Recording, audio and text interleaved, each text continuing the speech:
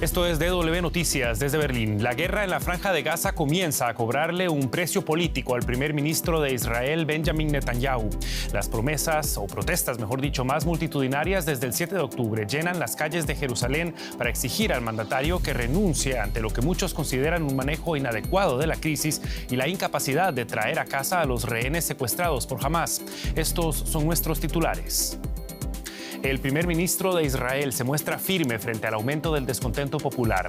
Los llamados a que deje su cargo son liderados por algunos de los familiares de las víctimas que permanecen en manos de Hamás y para quienes se agota el tiempo. Además, El Cairo recibe a una delegación de Israel para una nueva ronda de negociaciones con miras a un alto el fuego en Gaza y a la liberación de rehenes y prisioneros, mientras las fuerzas de defensa de Israel siguen bombardeando el territorio palestino. Y en Turquía, los votantes de las elecciones locales le otorgan un duro golpe al movimiento político del presidente Recep Tayyip Erdogan. La oposición se declara vencedora en Ankara y Estambul en comicios que se consideran un barómetro de las próximas elecciones generales del país.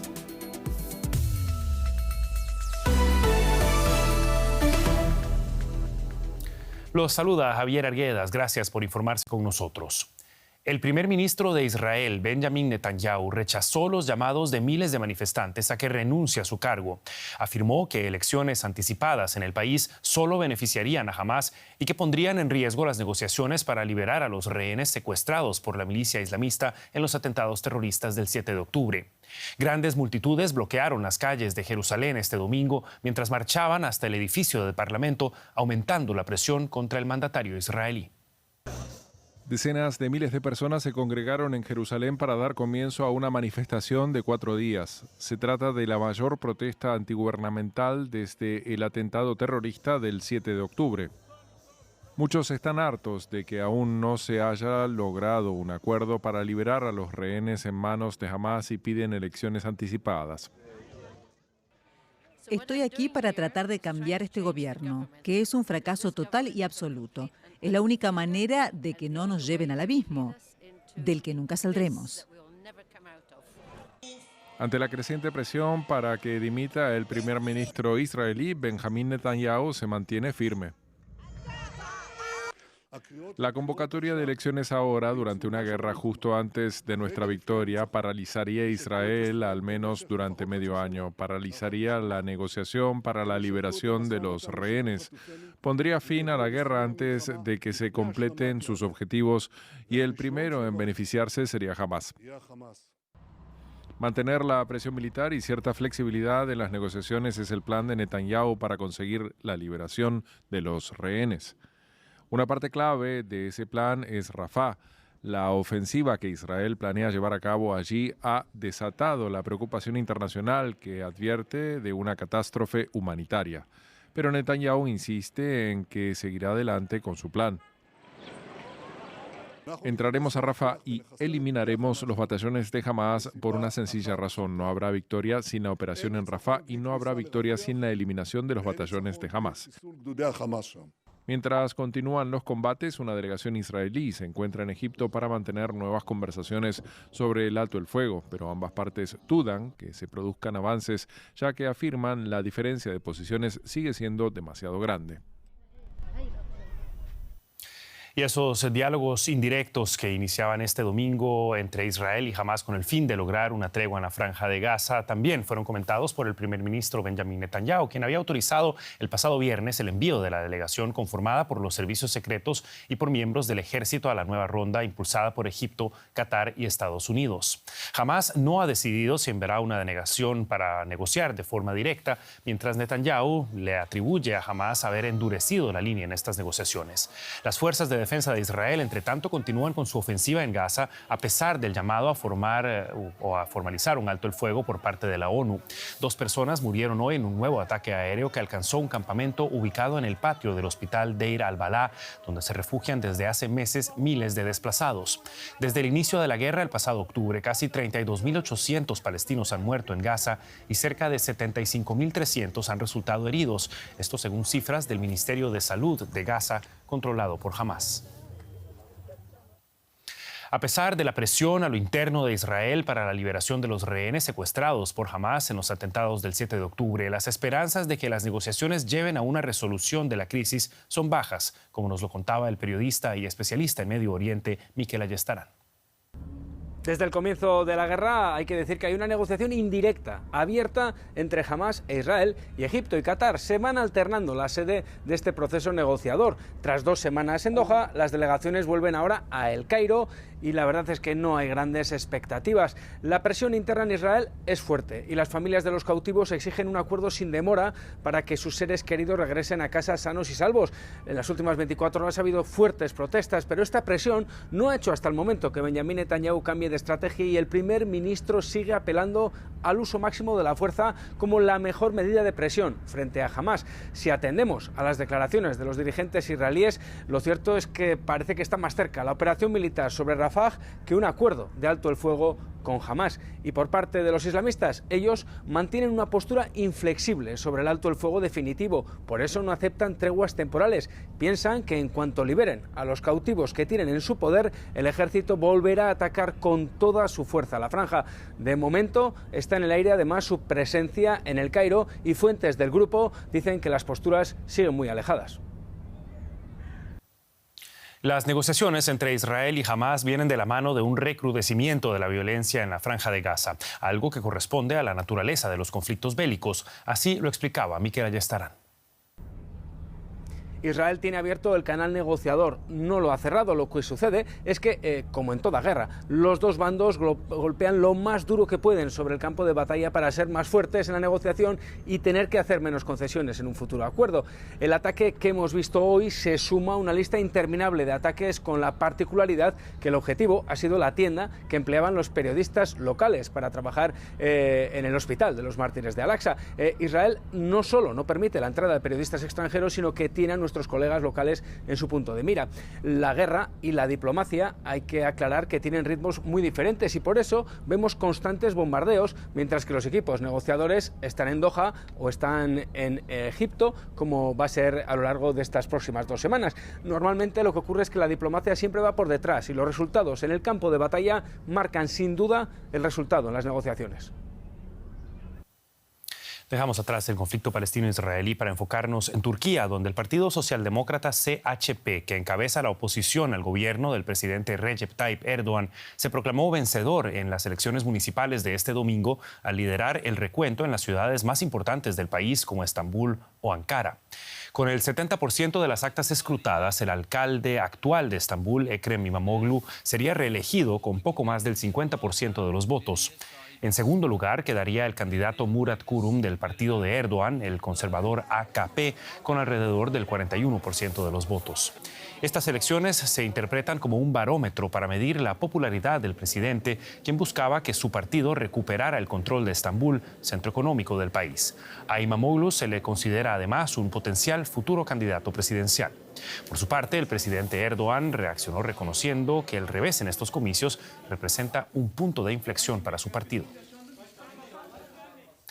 Y el periodista Andrés Mourenza se encuentra con nosotros desde Estambul, donde ha estado dando seguimiento a estos comicios y a la revelación de los primeros resultados electorales. ¿Qué tal, Andrés? Muy buenas noches para vos. ¿Qué reacciones has conocido a los resultados y cómo se interpretan en el electorado turco?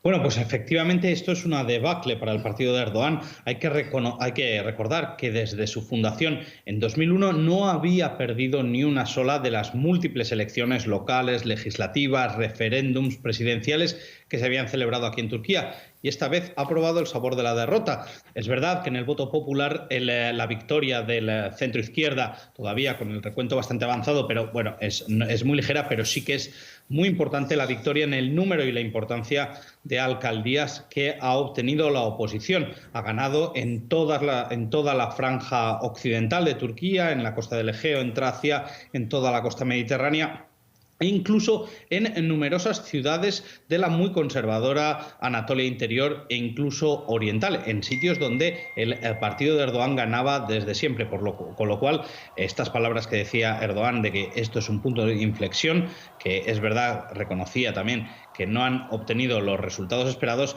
debería llevar a una reflexión sobre cuáles han sido estos motivos.